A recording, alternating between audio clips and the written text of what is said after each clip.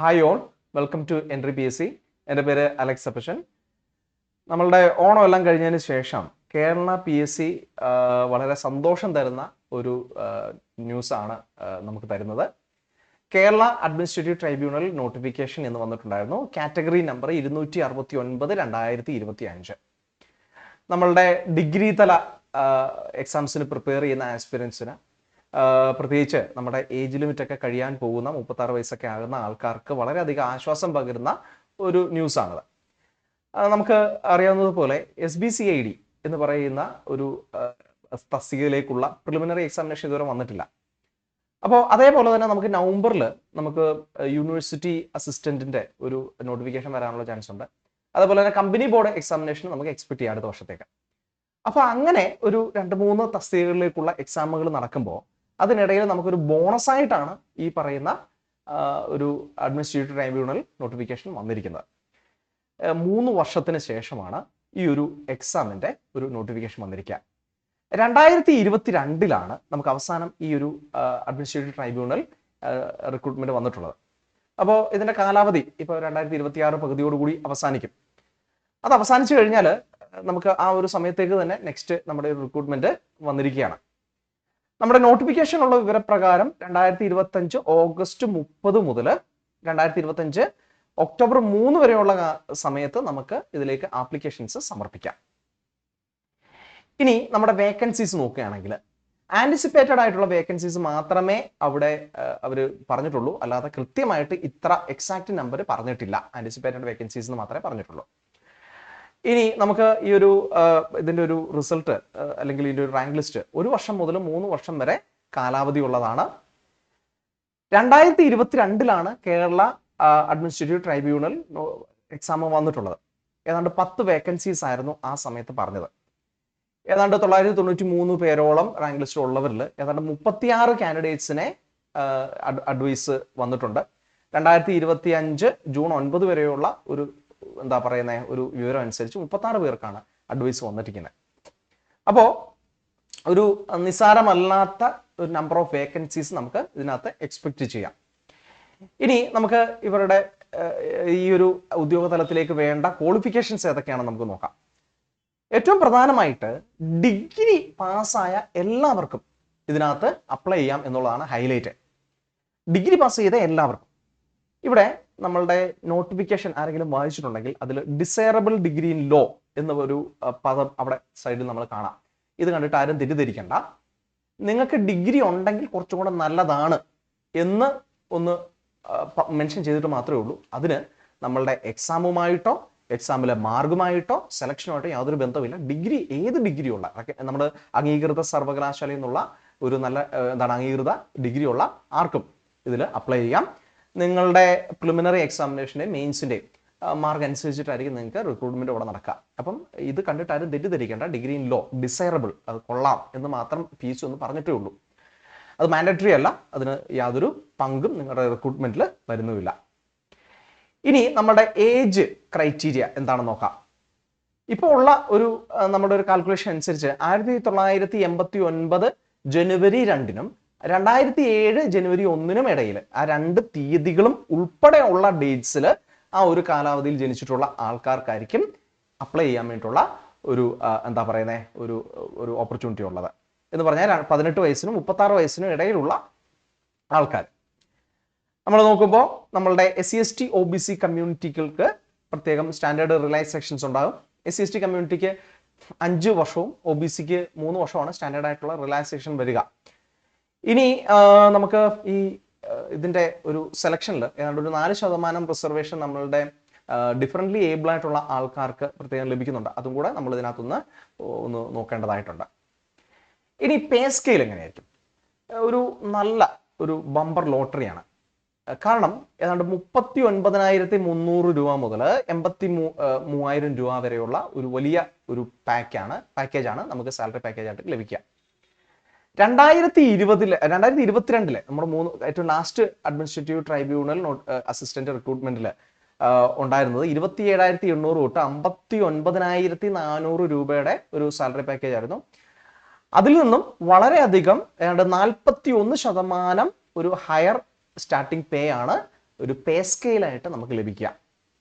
അപ്പോൾ ഇത് നമുക്ക് തുടക്കത്തിൽ തന്നെ ഒരു നല്ല ഒരു എമൗണ്ട്, ഒരു എന്താ പറയുന്ന ഒരു പ്രീമിയം ഒരു ഉദ്യോഗതലം എന്നൊക്കെ പറയാൻ പറ്റുന്ന ഒരു എക്സാമിനേഷൻ ആണെന്നുള്ള കാര്യത്തിൽ ഒരു തർക്കവും ഇല്ല. ഒരു ഗോൾഡൻ ഓപ്പർച്യൂണിറ്റി തന്നെയാണെന്ന് പറയാം. നമുക്ക് ഈ എക്സാമിന്റെ സ്ട്രക്ചറിനെ കുറിച്ചോ റിക്രൂട്ട്മെന്റിനെ കുറിച്ചോ ഒന്നും ഒരു വിവരവും ഇതുവരെ ലഭിച്ചിട്ടില്ല. എന്തായാലും നിലവിലെ നമ്മുടെ ഡിഗ്രിയുടെ രീതി അനുസരിച്ച് ഒരു പ്രിലിമിനറി എക്സാമിനേഷനും ഒരു മെയിൻസ് എക്സാമിനേഷനും ഉണ്ടാകും. അതിന്റെ കൂടുതൽ ഡീറ്റെയിൽസ് നമുക്ക് അറിയത്തില്ല. പ്രിലിമിനറി എക്സാമിനേഷന്റെ സിലബസ് നമ്മൾ ഓൾറെഡി നമ്മുടെ ഡിഗ്രി പ്രിലിമിനറി എക്സാമിനേഷന് ഓൾറെഡി അവൈലബിൾ ആണ്. നമുക്ക് ആ രീതിയിൽ തന്നെ ആയിരിക്കും. മെയിൻസ് എക്സാമിനേഷന് നമുക്ക് കുറച്ച് എക്സ്പെക്ടേഷൻസ് മാത്രമേ ഉള്ളൂ. കൃത്യമായിട്ട് നമുക്ക് കാര്യങ്ങൾ അറിയാൻ പറ്റുന്നില്ല. അതിനെക്കുറിച്ച് നമുക്ക് വിശദമായിട്ട് നോക്കാം. അതിനുശേഷം നമുക്കൊരു ഇന്റർവ്യൂ കാണാനുള്ള ചാൻസ് ഉണ്ട്. കാരണം ഇപ്പോൾ ഉള്ള ലേറ്റസ്റ്റ് ആയിട്ടുള്ള എക്സാമുകളുടെയൊക്കെ ഒരു പാറ്റേൺ അനുസരിച്ചിട്ട് നമുക്ക് അതും കൂടെ എക്സ്പെക്ട് ചെയ്യാം. പിന്നെ ഡോക്യുമെന്റ് വെരിഫിക്കേഷനും റാങ്ക് ലിസ്റ്റ് പ്രിപ്പറേഷനുമാണ് നമുക്ക് വരുന്ന ഒരു റിക്രൂട്ട്മെന്റ് സ്ട്രക്ചർ എന്ന് പറയുന്നത്. ഇനി നമ്മുടെ സിലബസിലേക്ക് നോക്കുകയാണെങ്കിൽ പ്രിലിമിനറി എക്സാമിനേഷന് ഡിഗ്രി തല ഉദ്യോഗാർത്ഥികൾക്കെല്ലാം അറിയാവുന്ന ഒരു കോമൺ ഒരു പാറ്റേണും അല്ലെങ്കിൽ ഒരു സിലബസും ഉണ്ടല്ലോ, അത് തന്നെയായിരിക്കും. അതായത് general knowledge and current affairs 50 mark, പിന്നെ arithmetics mental ability 20, general English 20, regional language അതായത് മലയാളം ഭാഷ ഒരു 10 മാർക്ക്, മലയാളം അല്ലെങ്കിൽ കന്നഡ തമിഴൊക്കെ വരും. പൊതുവെ ഏറ്റവും കൂടുതൽ ആൾക്കാർ മലയാളമാണ് ചൂസ് ചെയ്യുന്നത്. അപ്പം അങ്ങനെ നമുക്ക് ഒരു നോർമൽ പാറ്റേൺ നമുക്കറിയാമല്ലോ, അങ്ങനത്തെ ഒരു പാറ്റേൺ ആയിരിക്കും. ഇനി നമ്മളുടെ SBCID എക്സാമിനേഷൻ, അതിന്റെ പ്രിലിമിനറി എക്സാമിനേഷൻ അല്ലെങ്കിൽ university assistant, company board assistant, ഇതിന്റെയൊക്കെ പ്രിലിമിനറിയുടെ കൂടെയോ അല്ലെങ്കിൽ സെപ്പറേറ്റ് ആയിട്ടോ ആയിരിക്കോ എന്നുള്ള കാര്യം നമുക്ക് ഉറപ്പില്ല. എന്തായാലും പ്രിലിമിനറി സിലബസ് കോമൺ ആയിട്ട് നമുക്ക് അറിയാവുന്നതാണ്. അതുകൊണ്ട് തന്നെ നമുക്ക് പഠിച്ചു തുടങ്ങുന്നതിൽ ഒരു കുഴപ്പമില്ല. നമുക്കത് വളരെ കോൺഫിഡൻ്റ് ആയിട്ട് തന്നെ പഠിച്ചു തുടങ്ങാം. ഇനി നമ്മുടെ മെയിൻസിന്റെ സ്പെഷ്യൽ ടോപ്പിക്സ് അത് ഇമ്പോർട്ടൻ്റ് ആണ്. ഈ പ്രിലിമിനറി എക്സാമിനേഷനിൽ തിരഞ്ഞെടുക്കപ്പെടുന്ന ആൾക്കാർക്ക് വേണ്ടിയിട്ട് നമുക്ക് മെയിൻസിന്റെ എക്സാമിനേഷൻ ഉണ്ടാവും. ഈ മെയിൻസിന്റെ ഒരു സ്പെഷ്യൽ ടോപ്പിക്സ് ഒരു പക്ഷേ നമുക്ക് എന്താണ് ഈ ജനറൽ സ്റ്റഡീസും സ്പെഷ്യൽ ടോപ്പിക്സും കൂടെ ഒരുമിച്ചോ അല്ലെങ്കിൽ നമുക്ക് 2 പേപ്പറായിട്ടോ ആയിരിക്കും വരിക. അതിനെക്കുറിച്ച് നമുക്ക് ഒരു ക്ലാരിറ്റി ഇല്ല, ഇതുവരെ ഒന്നും പറഞ്ഞിട്ടില്ല. പക്ഷെ ലേറ്റസ്റ്റ് ആയിട്ടുള്ള ട്രെൻഡ് എന്ന് പറയുന്നത് 2 പേപ്പറായിട്ടാണ്. ഓക്കെ, 200 മാർക്കിനാണ്. അപ്പോൾ ജനറൽ സ്റ്റഡീസിന്റെ ഒരു ഫസ്റ്റ് പേപ്പറും സ്പെഷ്യൽ ടോപ്പിക്സിന്റെ ഒരു സെക്കൻഡ് പേപ്പറും, അതായത് ലോയും അല്ലെങ്കിൽ ആ ഒരു ഉദ്യോഗതലവുമായിട്ട് ബന്ധപ്പെട്ട് ഒരു സ്പെഷ്യലൈസ്ഡ് ആയിട്ടുള്ള കുറച്ച് ടോപ്പിക് ഉണ്ടാകും. അപ്പോൾ എന്തായാലും ഒറ്റ എക്സാം ആണെങ്കിലും 2 എക്സാം ആണെങ്കിലും മെയിൻസിന് 2 പേപ്പർ ആണെങ്കിലും മെയിൻസിന് സ്പെഷ്യൽ ടോപ്പിക്സ് എന്ന് പറയുന്നത് ഒഴിച്ചുകൂടാനാവാത്ത ഒരു ടോപ്പിക്കാണ്. നമുക്ക് ഒരു എക്സാം ആയിട്ടാണ് മെയിൻസ് നടക്കുന്നതെങ്കിൽ 45% മുതൽ 50% വരെ ക്വസ്റ്റ്യൻസ് അതിനകത്തുനിന്ന് പ്രതീക്ഷിക്കാം. അതല്ല 2 പേപ്പറായിട്ടാണെങ്കിൽ നമുക്ക് ഈ സെക്കൻഡ് പേപ്പറിൽ 50% അല്ലെങ്കിൽ ടോട്ടലി 200 മാർക്കിൽ 100 മാർക്കിൻ്റെത് സ്പെഷ്യൽ ടോപ്പിക്സ് ആയിരിക്കും. ഇതിന്റെ സിലബസ് എന്ന് പറയുമ്പോഴത്തേക്ക് നമുക്ക് പലതരത്തിലും ലോസിനൊക്കെ മാറ്റമുണ്ട്. പ്രധാനമായിട്ട് നമ്മുടെ BNS പോലെയുള്ള ഭാരതീയ ന്യായ സംഹിത എന്ന് പറയുന്ന ഒരു കോഡ് എന്തായിട്ട് നമ്മുടെ IPCക്ക് പകരം വരികയൊക്കെ ചെയ്തിട്ടുണ്ട്. അപ്പൊ ഇങ്ങനെയുള്ള മാറ്റങ്ങൾ ഉള്ളത് കൊണ്ട് നമുക്ക് സിലബസിന്റെ ഒരു കൃത്യമായിട്ടുള്ള അറിവ് PSC അത് നോട്ടിഫൈ ചെയ്യുമ്പോൾ മാത്രമേ നമുക്ക് മനസ്സിലാകത്തുള്ളൂ. എന്തായാലും നമുക്ക് കുറച്ച് എക്സ്പെക്ടേഷൻസ് ഉണ്ട്. നമുക്ക് ഈ ഇങ്ങനെ ഒരു ഉദ്യോഗ തലത്തിൽ നമുക്ക് ഒഴിവാക്കാനാവാത്ത ചില ടോപ്പിക്സ് ഉണ്ട്. ഈ കേരള അഡ്മിനിസ്ട്രേറ്റീവ് ട്രൈബ്യൂണൽ എന്ന് പറയുന്നത് തന്നെ ഉദ്യോഗ തലത്തിലുള്ള ആൾക്കാരുടെ പ്രൊമോഷൻ, മറ്റ് പണിഷ്മെന്റ്, മറ്റു കാര്യങ്ങളും പരാതികളും ഒക്കെ ഡീൽ ചെയ്യുന്ന ഒരു ബോഡിയാണ്. അപ്പോൾ നമുക്ക് കോൺസ്റ്റിറ്റ്യൂഷൻ ലോ എന്ന് പറയുന്നത് ഒഴിവാക്കാൻ കഴിയില്ല. നമുക്കത് എക്സ്പെക്ട് ചെയ്യാം. കാരണം ഭരണഘടനാ തത്വങ്ങൾ അറിയണമല്ലോ. ഫണ്ടമെന്റൽ റൈറ്റ്സ്, മൗലിക അവകാശങ്ങൾ, അഡ്മിനിസ്ട്രേറ്റീവ് അതോറിറ്റീസ്, ജുഡീഷ്യൽ റിവ്യൂ, ഇങ്ങനെയുള്ള വളരെ ബേസിക് ആയിട്ടുള്ള വളരെ ഇമ്പോർട്ടൻ്റ് ആയിട്ടുള്ള കോൺസ്റ്റിറ്റ്യൂഷൻ ലോസ് നമുക്കവിടെ ഒഴിവാക്കാൻ കഴിയാത്തത് എക്സ്പെക്ട് ചെയ്യാം.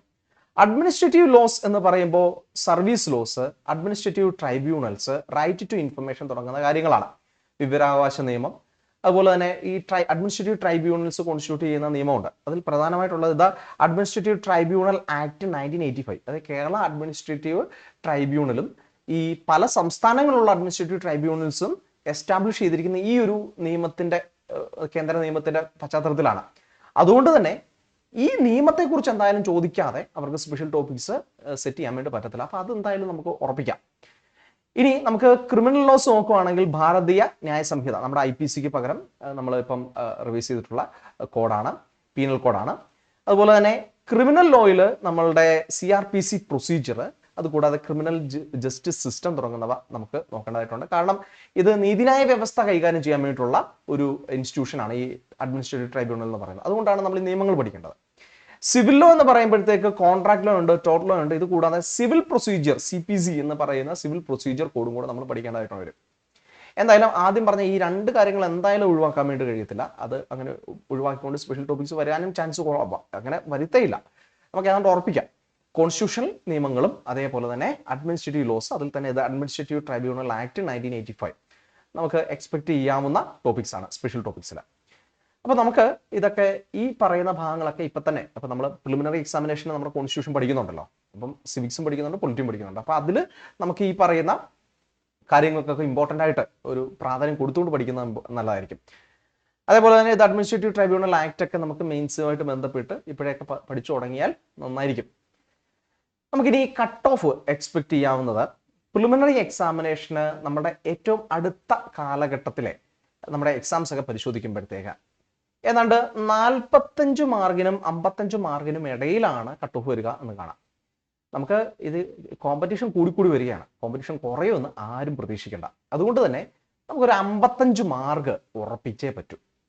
55 മാർക്ക് ഉറപ്പിക്കാതെ നമ്മൾ വർക്ക് ചെയ്യരുത്. നല്ല രീതിയിലുള്ള കോമ്പറ്റീഷൻ കൂടിക്കൂടി വരികയാണ്. എല്ലാവരും നല്ല രീതിയിൽ പഠിച്ചുകൊണ്ടിരിക്കുകയാണ്. അപ്പം നമുക്ക് നേരത്തെ ഇതിനകത്തൊക്കെ എന്തെങ്കിലുമൊക്കെ ചെറിയ മാർക്കൊക്കെ നമുക്ക് കുറഞ്ഞാലും കുഴപ്പമില്ല എന്നൊക്കെ ഒരു തോന്നലൊക്കെ ഉണ്ടായിരുന്നു. ഇപ്പോഴും എക്സാമിന്റെ പാറ്റേണിലൊക്കെ വ്യത്യാസം വരുന്നതുകൊണ്ട് നമുക്ക് 45-55 മാർക്ക് കൂടാം. 55 മാർക്ക് നമ്മളൊന്ന് കൺഫേം ചെയ്താൽ അത്രയും നല്ലതാണ്. മെയിൻസിന് നമുക്കൊരു 45% മുതൽ 55% വരെ ഈ ലേറ്റസ്റ്റ് ആയിട്ടുള്ള ട്രെൻഡ് അനുസരിച്ചിട്ട് നമുക്ക് എക്സ്പെക്ട് ചെയ്യാം. ഒരു 110 മാർക്ക് 200 മാർക്കിനാണ് ചോദിക്കുന്നതെങ്കിൽ 110 മാർക്ക്. നമുക്ക് സിംഗിൾ ആയിട്ടുള്ള ക്വസ്റ്റ്യൻ ആണെങ്കിൽ നമുക്ക് 55 മാർക്ക് അത്യാവശ്യം പോരാ എന്നുള്ളത് തന്നെയാണ്. ഒരു 60 മാർക്കെങ്കിലും നമുക്ക് എത്തുന്ന രീതിയിലേക്ക് നല്ല രീതിയിൽ നമ്മൾ പ്രിപ്പയർ ചെയ്യേണ്ടതായിട്ടുണ്ട്. ഈ 43% മുതൽ നമുക്ക് ഈ മെയിൻസിന്റെ കട്ട് ഓഫ് നമുക്ക് പ്രതീക്ഷിക്കാം. ഓക്കെ, ഏതായത് ഒരു സിമിലർ ആയിട്ടുള്ള കട്ട് ഓഫ് തന്നെയാണ് ഇപ്പോൾ ഉള്ള നിലവിലുള്ള നമ്മുടെ ഡിഗ്രി തല പ്രിലിമിനറി മെയിൻസ് എക്സാമിനുകളുടെ ഒരു പാറ്റേൺ അനുസരിച്ച് നമുക്ക് എക്സ്പെക്ട് ചെയ്യാൻ കഴിയുന്നത്. ഇനി നമുക്ക് ബേസിക് ആയിട്ട് എന്താണ് കേരള അഡ്മിനിസ്ട്രേറ്റീവ് ട്രൈബ്യൂണൽ, അതിന്റെ സാധ്യതകൾ എന്താണ്, ജോലിയുടെ കാര്യങ്ങൾ എന്നെങ്ങനെയാണ് നമ്മൾ പ്രിപ്പയർ ചെയ്യേണ്ടത്, അങ്ങനെയുള്ള കുറച്ച് കാര്യങ്ങൾ നമുക്ക് നോക്കാം. അഡ്മിനിസ്ട്രേറ്റീവ് ട്രൈബ്യൂണൽ ആക്ട് 1985 ബേസ് ചെയ്തിട്ടാണ് എല്ലാ സംസ്ഥാനങ്ങളിലെയും പോലെ കേരളത്തിലും കേരള അഡ്മിനിസ്ട്രേറ്റീവ് ട്രൈബ്യൂണൽ എന്ന് പറയുന്ന ഒരു ക്വാസി ജുഡീഷ്യൽ ഇൻസ്റ്റിറ്റ്യൂഷൻ എസ്റ്റാബ്ലിഷ് ചെയ്തിരിക്കുന്നത്. ക്വാസി ജുഡീഷ്യൽ എന്ന് പറയുമ്പോഴത്തേക്ക് എന്താണ്, ഒരു നിയമപരമായ കാര്യങ്ങൾ കൈകാര്യം ചെയ്യുന്ന എന്നാൽ കോർട്ടല്ലാത്ത ഒരു ഇൻസ്റ്റിറ്റ്യൂഷൻ എന്ന് പറയാം. നമ്മുടെ ഹൈക്കോടതിയുടെ ഒരു ജോലി ഭാരം കുറയ്ക്കാൻ വേണ്ടിയിട്ടാണ് ഈ ഒരു ഇൻസ്റ്റിറ്റ്യൂഷൻ എസ്റ്റാബ്ലിഷ് ചെയ്തിരിക്കുന്നത്.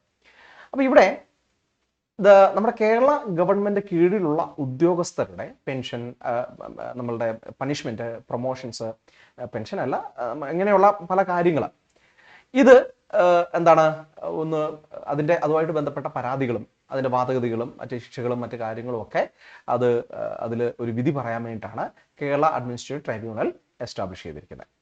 അപ്പൊ ഇവിടെ അസിസ്റ്റന്റ് ആയിട്ട് ജോലി ചെയ്യുന്ന ഒരു വ്യക്തി ഇതിന്റെ അഡ്മിനിസ്ട്രേഷൻ അല്ലെങ്കിൽ ക്ലറിക്കൽ ആയിട്ടുള്ള ജോബാണ് ചെയ്യുന്നത്. നമുക്ക് ഇതിന് 2 കേന്ദ്രങ്ങളുള്ളത്. ഒന്ന് ഹെഡ് ക്വാർട്ടേഴ്സ് നമ്മുടെ തിരുവനന്തപുരത്താണ്, അതേസമയത്ത് നമ്മുടെ അഡീഷണൽ ബെഞ്ച് എറണാകുളത്തുള്ളതായിട്ട് നമുക്ക് കാണാം. ഇനി Kerala administrative tribunal assistant post എന്ന് പറയുന്ന ഒരു നോൺ ഗസറ്റഡ് പോസ്റ്റ് ആണ്. ഇവിടെ അഡ്മിനിസ്ട്രേറ്റീവ് ആൻഡ് ക്ലറിക്കൽ ആയിട്ടുള്ള സപ്പോർട്ട് ഈ പറയുന്ന നമ്മളുടെ അഡ്മിനിസ്ട്രേറ്റീവ് ട്രൈബ്യൂണലിൽ കൊടുക്കുക എന്നുള്ളതാണ് ഇവരുടെ ഒരു പ്രധാനപ്പെട്ട ഒരു ജോലി എന്ന് പറയുന്നത്. അതിൻ്റെ കാര്യങ്ങളെല്ലാം കൃത്യമായിട്ട് നടത്തുക, കൃത്യമായിട്ട് അതിൻ്റെ കാര്യങ്ങൾ അറേഞ്ച് ചെയ്യുക, അതേപോലെ തന്നെ പേപ്പർ വർക്കുകൾ കൃത്യമായിട്ട് സംരക്ഷിക്കുക, ഇങ്ങനെയുള്ള കാര്യങ്ങൾ മുതൽ ക്ലറിക്കലായിട്ടുള്ള പേറോൾ, ഇങ്ങനെയുള്ള കാര്യങ്ങളും എല്ലാം അതിനകത്ത് വരും. നമുക്ക് പ്രധാനമായിട്ട് ഈ കേരള അഡ്മിനിസ്ട്രേറ്റീവ് ട്രൈബ്യൂണലിൽ 2 തരം അംഗങ്ങളാണുള്ളത്. ഒന്ന് ജുഡീഷ്യൽ അംഗമുണ്ട്, അതായത് ഒരു മുൻ ഹൈക്കോടതി ജഡ്ജോ അല്ലെങ്കിൽ ഒരു ഡിസ്ട്രിക്ട് കോടതി ജഡ്ജോ ആയിരിക്കും. അതേപോലെ തന്നെ ഒരു അഡ്മിനിസ്ട്രേറ്റീവ് അംഗം കാണും, ഒരു ഉയർന്ന ഒരു സിവിൽ സർവീസ് ഉദ്യോഗസ്ഥനായിരിക്കും, കേരളത്തിലെ ഉദ്യോഗതലത്തിലെ ഒരു ഉയർന്ന ഉദ്യോഗസ്ഥനായിരിക്കും. ഇവർ 2 പേരും കാണും. അപ്പൊ ഇങ്ങനെയുള്ള മെമ്പേഴ്സിന് അവരുടെ കാര്യങ്ങളെല്ലാം സ്മൂത്ത് ആയിട്ട് നടക്കാൻ വേണ്ടിയിട്ട് നമ്മുടെ ഓഫീസിലെ അഡ്മിനിസ്ട്രേഷൻ എല്ലാം ക്ലിയർ ചെയ്യുക എന്നുള്ളതാണ് ഈ ബേസിക് ആയിട്ടുള്ള ജോലി എന്ന് പറയുന്നത്. നമുക്ക് ജോബിന്റെ റെസ്പോൺസിബിലിറ്റി എടുത്തു കഴിഞ്ഞാൽ പ്രധാനമായിട്ട് ഒരു 6 റെസ്പോൺസിബിലിറ്റീസ് നമുക്ക് ലിസ്റ്റ് ചെയ്യാം. ഒന്ന് ഫയൽ ആൻഡ് കേസ് മാനേജ്മെന്റ്, ഈ വരുന്ന പെറ്റീഷൻസ് അതിൻ്റെ കേസ്, അതിൻ്റെ മാനേജ്മെൻറ്റുകൾ, ഇതിനെല്ലാം കൃത്യമായിട്ട് ഹിയറിങ്ങിന് ഇത്ര ഡേറ്റ്, അതിൻ്റെ ഫയലുകൾ കൃത്യമായിട്ട് എടുത്ത് സെറ്റ് ചെയ്യുക. ഇങ്ങനെയുള്ള കാര്യങ്ങളാണ് ഇതിനകത്ത് എന്താണ് ഈ ട്രൈബ്യൂണലിൽ വരുന്ന കേസുകളുമായിട്ട് ബന്ധപ്പെട്ട അതിൻ്റെ മാനേജ്മെൻറ്റ്. അതാണ് ഒരു റെസ്പോൺസിബിലിറ്റി. ഇനി നമുക്ക് ജുഡീഷ്യൽ ആൻഡ് അഡ്മിനിസ്ട്രേറ്റീവ് മെമ്പേഴ്സിന് സപ്പോർട്ട് കൊടുക്കുക. നമ്മളിപ്പോൾ നേരത്തെ പറഞ്ഞല്ലോ, ആ മെമ്പേഴ്സിന് അവർക്ക് വേണ്ട കാര്യങ്ങൾ, അവരുടെ ജോലി സ്മൂത്ത് ആക്കുന്ന രീതിയിൽ എല്ലാ കാര്യങ്ങളും അഡ്മിനിസ്ട്രേറ്റീവായിട്ട് ചെയ്യുക. മൂന്നാമതായിട്ട് നമ്മുടെ ഈ വരുന്ന പരാതി കൊടുക്കുന്നവർ അല്ലെങ്കിൽ അപ്പീൽ കൊടുക്കുക, അങ്ങനെയുള്ള ആൾക്കാരും അവരുടെ അഡ്വക്കേറ്റ്സിനും ഒക്കെ ഒരു കോർഡിനേഷൻ കൊടുക്കുക, കൃത്യമായിട്ടുള്ള കാര്യങ്ങൾ സെറ്റ് ചെയ്യുക. ഇനി അഡ്മിനിസ്ട്രേറ്റീവ് ആയിട്ടുള്ള ഡ്യൂട്ടീസ് ഉണ്ട്. ഒരു ഓഫീസ് ആകുമ്പോൾ സ്വാഭാവികമായിട്ടും അതിൻ്റെതായിട്ടുള്ള ഒരു ഭരണ രീതിയിലുള്ള കാര്യങ്ങളുണ്ടാവും. അതേപോലെ തന്നെ ഫിനാൻഷ്യൽ ആൻഡ് എസ്റ്റാബ്ലിഷ്മെന്റ് വർക്കുണ്ട്. നമ്മുടെ പേറോള്, സാലറി, ഇങ്ങനെയുള്ള കാര്യങ്ങളൊക്കെ മാനേജ് ചെയ്യുക, ബില്ല്, അതുപോലെ തന്നെ റെക്കോർഡ് കീപ്പിംഗ്, എല്ലാ കാര്യങ്ങൾക്കും ഒരു റെക്കോർഡ് അല്ലെങ്കിൽ അതിൻ്റെ ഫയൽസ് സൂക്ഷിക്കുക. ഇങ്ങനെയുള്ള കാര്യങ്ങളായിരിക്കും പ്രധാനമായിട്ടുള്ള ജോബ് റെസ്പോൺസിബിലിറ്റീസ് എന്ന് പറയുന്നത്. ഇനി കരിയർ ഓപ്പർച്യൂണിറ്റിയിൽ നമ്മൾ കേരള അഡ്മിനിസ്ട്രേറ്റീവ് ട്രൈബ്യൂണൽ അസിസ്റ്റന്റ് ആയിട്ട് കയറുന്ന ഒരു വ്യക്തിക്ക് സെഷൻ ഓഫീസറായിട്ടും അസിസ്റ്റന്റ് രജിസ്ട്രാറായിട്ടും ഡെപ്യൂട്ടി രജിസ്ട്രാറായിട്ടും രജിസ്ട്രാറായിട്ടും ഉയരാനുള്ള ഒരു ചാൻസ് ഉണ്ട്. അപ്പോൾ നമ്മുടെ ഏജും അതേപോലെ തന്നെ നമ്മുടെ ക്വാളിഫിക്കേഷനും ഒക്കെ അനുസരിച്ചിട്ട് അല്ലെങ്കിൽ ക്വാളിറ്റി ഒക്കെ അനുസരിച്ചിട്ടാണ് ഈ ഒരു 5 തരത്തിലുള്ള പ്രൊമോഷൻ വരിക. അങ്ങനെ മാക്സിമം രജിസ്ട്രാർ ആകാൻ വരെയൊക്കെയുള്ള ഒരു എന്താണ് ഒരു പ്രൊമോഷൻ സാധ്യതകൾ നമുക്കിവിടെ കാണാം. ഇനി നമ്മൾ എങ്ങനെ ഈ ഒരു എക്സാമിന് പ്രിപ്പയർ ചെയ്യാം? ഞാൻ പറഞ്ഞല്ലോ, നമുക്ക് 2-3 എക്സാംസ് ഒക്കെ വരുന്നുണ്ട്. ഇതെല്ലാം ഡിഗ്രി തലത്തിലുള്ള എക്സാംസ് ആണ്. ഡിഗ്രി ഉള്ള ആർക്കും വേണമെങ്കിൽ അപ്ലൈ ചെയ്യാം. അപ്പോൾ ഈ ഒരു കൂട്ടത്തിൽ നമുക്ക് ഒരു ബോണസ് ആയിട്ട് കിട്ടിയിരിക്കുന്ന ഒരു ഗോൾഡൻ ചാൻസ് ആണ്. ഒരു പ്രീമിയം ലെവൽ എക്സാം എന്നുള്ള നിലയിൽ തന്നെ നല്ലൊരു ഉദ്യോഗ തലം, നല്ലൊരു പേ സ്കെയില്, നല്ല രീതിയിലുള്ള ഒരു സ്റ്റാറ്റസ് ഉള്ള ഒരു ജോലി, ഇതിൽ ഒരു ഗോൾഡൻ ചാൻസ് തന്നെയാണ്. അപ്പൊ ഇത് നമ്മൾ എന്താ പറയുന്നത്, ചാൻസ് വിട്ടുപോകാത്ത നല്ല രീതിയിലുള്ള പ്രിപ്പറേഷൻ മാത്രമേ ഇത് നമ്മുടെ ആ ഒരു സ്വപ്നം നമ്മളെ സാക്ഷാത്കരിക്കാൻ വേണ്ടി നമ്മളെ സഹായിക്കത്തുള്ളൂ. ഇതിൽ ഏറ്റവും പ്രധാനപ്പെട്ട വില്ലൻ എന്ന് പറയുന്നത് ടൈമാണ്. നമുക്ക് സാധാരണ ഇപ്പം ഒരു ഡിഗ്രി നോട്ടിഫിക്കേഷൻ ഒക്കെ വന്നു കഴിഞ്ഞാൽ 2-3 മാസം കൊണ്ട് അതിൻ്റെ ഒരു എന്താണ് എക്സാമിൻ്റെ ഒരു പ്രിലിമിനറി എക്സാം വരുന്നു, പിന്നെ ഒരു 3-4 മാസം ഉള്ളിൽ മെയിൻസ് വരുന്നു. അങ്ങനെ ഒരു രീതിയിലാണ് ഇത് പോകുന്നത്. ടൈം ഗ്യാപ്പ് വളരെ കുറവാണ്. അപ്പോൾ നമ്മുടെ 2022 തന്നെ നമ്മൾ എടുക്കുകയാണെങ്കിൽ ജൂലൈ ഓഗസ്റ്റ് സമയത്ത് പ്രിലിമിനറി എക്സാമിനേഷൻ വന്ന് നേരെ നമ്മുടെ ഒരു ഡിസംബർ ആയപ്പോഴത്തേക്ക് മെയിൻസും കഴിഞ്ഞു. അങ്ങനെ ഒരു വളരെ ഫാസ്റ്റ് ആയിട്ടാണ് നടന്നത്. ഇപ്പോൾ ഉള്ള എക്സാംസിന്റെ പാറ്റേൺസ് വെച്ചിട്ട് കുറച്ചും കൂടെ ടൈം നമുക്ക് കുറവാണെന്ന് പറയാം. അപ്പോൾ നമുക്കൊരു പ്രിലിമിനറി എക്സാമിന്റെ ഡേറ്റ് ഏതാണ്ട് ഒരു ജനുവരി, ഫെബ്രുവരി, മാർച്ചിന് ആ ഒരു ടൈമിൽ നമുക്ക് എക്സ്പെക്ട് ചെയ്യാം. 2026 പകുതിയോട് കൂടി നമുക്ക് മെയിൻസിന്റെ എക്സാം നമുക്ക് എക്സ്പെക്ട് ചെയ്യാം. ഓക്കെ, അപ്പം അതിനു വേണ്ടിയിട്ട് നമ്മൾ ഇപ്പോഴേ പഠിച്ചു തുടങ്ങുക എന്നുള്ളതാണ്. എങ്ങനെ പഠിച്ചു തുടങ്ങണം? പഠിച്ചു തുടങ്ങുമ്പോൾ 2 കാര്യങ്ങൾ നമ്മൾ ആലോചിച്ചോണം. PCM, അതായത് പ്രിലിംസ് കം മെയിൻസ് എന്നുള്ള രീതിയിൽ പ്രിലിമിനറി എക്സാമിനേഷനും മെയിൻസ് എക്സാമിനേഷനും ഒരുപോലെ പഠിക്കുക. പ്രിലിമിനറി എക്സാമിനേഷൻ കഴിഞ്ഞതിന് ശേഷം അതിന്റെ റിസൾട്ട് വന്ന് മെയിൻസിൽ ഉണ്ടെങ്കിൽ മാത്രം മെയിൻസിന്റെ ടോപ്പിക്സ് പഠിച്ചാൽ മതി എന്ന് പറയുന്ന ഒരു ഐഡിയ, അത് നമുക്ക് വലിയ ബുദ്ധിമുട്ടുണ്ടാക്കും. ഇപ്പം നമ്മുടെ SIയുടെ മെയിൻസ് എഴുതിയവരും ഇനി സെക്രട്ടറി ടെസ്റ്റിനെ പ്രിപ്പയർ ചെയ്യുന്നവർക്കും അവരുടെ ആ ഒരു ബുദ്ധിമുട്ട് മനസ്സിലാകാൻ വേണ്ടി സാധിക്കും. കാരണം പ്രിലിമിനറി എക്സാമിനേഷന്റെ റിസൾട്ട് വന്ന് വളരെ കുറച്ച് സമയം മാത്രമേ മെയിൻസിന് വേണ്ടി പ്രിപ്പയർ ചെയ്യാനുള്ളൂ. വളരെ ഡെപ്ത് ആയിട്ടുള്ള ഒരു സ്റ്റഡി കോൺസ്റ്റിറ്റ്യൂഷണൽ മേഖലയിലും അഡ്മിനിസ്ട്രേറ്റീവ് ലോസിലും നമ്മൾ നേരത്തെ പറഞ്ഞ ലോസിലും ഒക്കെ സ്പെഷ്യൽ ടോപ്പിക്കിലും വളരെയധികം ഇമ്പോർട്ടൻ്റ് ആയിട്ടുള്ള അല്ലെങ്കിൽ ആവശ്യമായിട്ടുള്ള ഒരു എക്സാമാണ്. അതുകൊണ്ട് തന്നെ നമുക്ക് അതിനുള്ള ഒരു സമയം പ്രിലിമിനറി എക്സാമിനേഷന് ശേഷം കിട്ടില്ല. നമ്മളത് അതിനുശേഷം കൈയും കാലും ഇട്ടടിച്ചിട്ട് കാര്യമില്ല. കാരണം ജനറൽ സ്റ്റഡീസ് കിടക്കുന്നുണ്ട്, ഈ സ്പെഷ്യൽ ടോപ്പിക്സും കിടപ്പുണ്ട്. അപ്പോൾ ഇപ്പം തന്നെ നമ്മൾ മെയിൻസിന് ഒരു പകുതിയെങ്കിലും പഠിച്ചു വെക്കണം. പ്രിലിമിനറി എക്സാമിനേഷൻ്റെ എന്താണ് അതിൻ്റെ ജനറൽ സ്റ്റഡീസിൽ വരുന്ന കാര്യവും മെയിൻസിൻ്റെ വേറൊരു പേപ്പറിൽ നമ്മൾ പഠിച്ചു വെക്കാം. അങ്ങനെ നമുക്ക് പ്രിലിംസും മെയിൻസും കൂടെ ഒരുമിച്ച് കൊണ്ടുപോകുന്ന രീതിയിലുള്ള ഒരു സ്റ്റഡി സ്ട്രാറ്റജിയാണ് നല്ലത്. അപ്പോൾ മെയിൻസ് അതിൽ തന്നെ അതിൽ തന്നെ ഒരു എന്താ പറയുന്നത്, പ്രിലിംസും മെയിൻസും ഒരുപോലെ പ്രാധാന്യത്തോടു കൂടി പഠിച്ചു തുടങ്ങാം. കോംപ്രഹെൻസീവ് ആയിരിക്കണം നമ്മുടെ പഠനം. ഇപ്പോൾ ഉള്ള എക്സാം പാറ്റേൺസ് അനുസരിച്ചിട്ട് ക്വസ്റ്റ്യൻസ് ഒക്കെ നമുക്ക് വരുന്നത് കാണാൻ വേണ്ടി കഴിയും. നമുക്ക് 1-2 ക്വസ്റ്റ്യൻസ് മിസ്സായാൽ തന്നെ അത് നമ്മളുടെ ഒരു കട്ട് ഓഫിനെ ബാധിക്കുന്നുണ്ട്. നമുക്ക് കട്ട് ഓഫിലേക്ക് ചിലപ്പോൾ എത്താൻ പറ്റാത്തവരുണ്ട്, ഒരുപാട് പേരുണ്ട്, ഇത്ര ഒരു 2-3 മാർക്കിന്റെ വ്യത്യാസത്തിൽ പോയവരൊക്കെ. അപ്പോൾ നമുക്ക് നല്ല രീതിയിൽ തറവായിട്ട് മൊത്തം സിലബസും കവർ ചെയ്യുന്ന രീതിയിൽ തന്നെ നമ്മൾ പഠിക്കുന്നതാണ് നല്ലത്. നമ്മുടെ ഈ ഇപ്പോൾ വരുന്ന നോട്ടിഫിക്കേഷൻസും അതിൻ്റെ ക്വസ്റ്റ്യൻസും എടുത്താൽ നമുക്കറിയാം, ഈ സിലബസിൽ പറഞ്ഞിരിക്കുന്ന ഓരോ പോയിന്റിൽ നിന്നും നമുക്ക് കറക്റ്റ് ക്വസ്റ്റ്യൻസ് വരുന്ന ഒരു രീതി കേരള PSCക്ക് ഉണ്ട്. അപ്പോൾ നല്ല രീതിയിൽ കോംപ്രഹെൻസീവായിട്ട് തന്നെ പഠിക്കണം. ഇനി നമുക്ക് MCQ പ്രാക്ടീസ് വളരെ ഇമ്പോർട്ടൻ്റ് ആണ്. നമ്മുടെ എൻട്രി ആപ്പിൽ നമുക്ക് അതിനുവേണ്ടിയിട്ടുള്ള എല്ലാ സൗകര്യങ്ങളും ഉണ്ട്. അതായത് നമുക്ക് ഒരു എക്സാമിൽ ആവശ്യമായിട്ടുള്ള ടെസ്റ്റ് സീരീസും ആവശ്യത്തിന് മോക്ക് ടെസ്റ്റുകളും ഉണ്ടാവും. അപ്പോൾ നമ്മളുടെ ഈ ക്വസ്റ്റ്യൻ പ്രാക്ടീസ് ചെയ്യുക, നമ്മൾ പഠിച്ചത് കൊണ്ട് മാത്രം കാര്യമില്ല, മാക്സിമം ക്വസ്റ്റ്യൻസ് പ്രാക്ടീസ് ചെയ്യുക എന്ന് പറയുന്നത് ഇമ്പോർട്ടൻ്റ് ആണ്. അതൊരു സ്ട്രാറ്റജിയാണ്. അത് നമുക്ക് പ്രത്യേകിച്ച് നമ്മുടെ ഈ സ്റ്റേറ്റ്മെന്റ് ടൈപ്പ് ക്വസ്റ്റ്യൻസിനും ആൻസർ ഫോളോയിങ് ടൈപ്പ് ക്വസ്റ്റ്യൻസിനും ഒക്കെ ഇപ്പോൾ വളരെയധികം ആവശ്യമാണ്. MEM സ്ട്രാറ്റജി എന്ന് പറയുന്നതാണ് വേറൊരു ഇമ്പോർട്ടൻ്റ് ആയിട്ടുള്ള കാര്യം. അത് പ്രത്യേകിച്ച് നമ്മുടെ പ്രിലിമിനറി എക്സാമിനേഷന് നമുക്ക് ഗുണം ചെയ്യുന്നതാണ്. 50% നമുക്ക് ഇംഗ്ലീഷ്, അരിത്തമാറ്റിക്സ്, അതുപോലെ തന്നെ മലയാളം തുടങ്ങുന്ന സബ്ജക്ട്സിൽ നമുക്ക് ചോദ്യങ്ങൾ വരും. അപ്പോൾ അതിൽ തന്നെ നമുക്ക് നല്ലൊരു മാർഗ്ഗം അവിടെ നമുക്ക് നേടുകയാണെങ്കിൽ, ഇംഗ്ലീഷ്, മലയാളം, മാത്തമാറ്റിക്സ് കുറച്ചും കൂടെ ഫോക്കസ് ചെയ്ത് നമ്മൾ നല്ല രീതിയിൽ പഠിക്കുകയാണെങ്കിൽ ഒരുപാട് നമുക്ക് അതിനകത്ത് ഒരു ഗുണം ചെയ്യുന്നതാണ്. നമുക്ക് മെയിൻസിന്റെ പ്രിപ്പറേഷനിലേക്ക് വരുമ്പോൾ നമുക്ക് കൂടുതൽ നമ്മൾ എംഫസൈസ് ചെയ്യേണ്ടത് ഈ സ്പെഷ്യൽ ടോപ്പിക്സ് ആണ്. കാരണം അതൊരു ഗെയിം ചേഞ്ചറായിട്ട് വരുന്നത് ഈ സ്പെഷ്യൽ ടോപ്പിക്സ് ആയിരിക്കും. സ്പെഷ്യൽ ടോപ്പിക്സ് നല്ല രീതിയിൽ ഒരു കോമ്പറ്റീഷനും പ്രതീക്ഷിക്കാം. അപ്പോൾ ഈ ഒരു രീതിയിലുള്ള പ്രിപ്പറേഷൻ മറ്റു കാര്യങ്ങളുണ്ട്. നമ്മുടെ എൻട്രി PSCയുടെ കാര്യം എടുത്തു കഴിഞ്ഞാൽ നമുക്ക് എൻട്രിയിൽ നമുക്ക് കൃത്യമായിട്ടുള്ള മെന്റർഷിപ്പ് നമ്മൾ പ്രൊവൈഡ് ചെയ്യുന്നുണ്ട്. നിങ്ങൾ എങ്ങനെ പഠിക്കണം, അത് നിങ്ങൾ എന്തെങ്കിലും സംശയം ഉണ്ടെങ്കിൽ, അതല്ലെങ്കിൽ നിങ്ങളുടെ പ്രിപ്പറേഷൻ എന്തെങ്കിലും പാളിച്ചകളുണ്ടെങ്കിൽ അതൊക്കെ പരിഹരിക്കാൻ പറ്റുന്ന ഒരു നല്ല മെന്റർഷിപ്പും എല്ലാ തരത്തിലുള്ള സൗകര്യങ്ങളും കൃത്യമായിട്ടുള്ള ഹൈ ക്വാളിഫൈഡ് ആയിട്ടുള്ള ടീച്ചേഴ്സും അതേപോലെ തന്നെ മെന്റേഴ്സും എല്ലാം നമുക്ക് അവൈലബിൾ ആണ്. അപ്പോൾ അത്തരത്തിൽ ഒരു കോംപ്രഹെൻസീവ് ആയിട്ടുള്ള പ്രിലിംസ് കം മെയിൻസിന്റെ ഒരു പ്രിപ്പറേഷൻ ഇപ്പോൾ തന്നെ നമ്മൾ സ്റ്റാർട്ട് ചെയ്യുന്നത് വളരെ നന്നായിരിക്കും. അപ്പോൾ നമുക്ക് ഈ ഒരു റിക്രൂട്ട്മെന്റുമായിട്ട് ബന്ധപ്പെട്ടുള്ള കാര്യങ്ങളൊക്കെ നിങ്ങൾക്ക് മനസ്സിലായെന്ന് വിശ്വസിക്കുന്നു. നിങ്ങൾക്ക് എന്തെങ്കിലും കൂടുതൽ ഡൗട്ട്സ് ഉണ്ടെങ്കിൽ നിങ്ങൾക്ക് കമന്റ് സെക്ഷനിൽ ഒന്ന് നിങ്ങൾക്ക് കമന്റ് ചെയ്യാം. എല്ലാവർക്കും എല്ലാ തരത്തിലുള്ള ആശംസകളും നേരുന്നു. നിങ്ങളുടെ എല്ലാവരുടെയും സ്വപ്നങ്ങൾ ഫലമണിയട്ടെ. അപ്പോൾ താങ്ക് യു.